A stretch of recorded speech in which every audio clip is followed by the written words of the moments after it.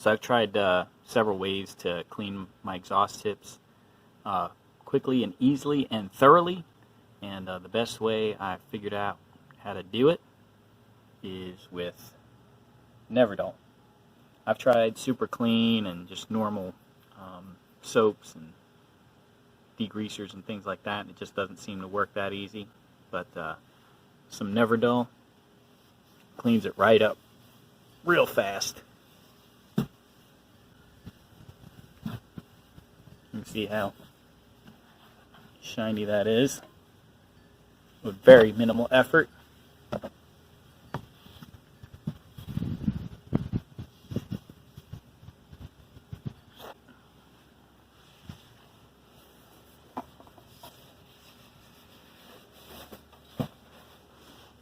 Boom. Now it looks like it's new. I hope that helps. Thanks.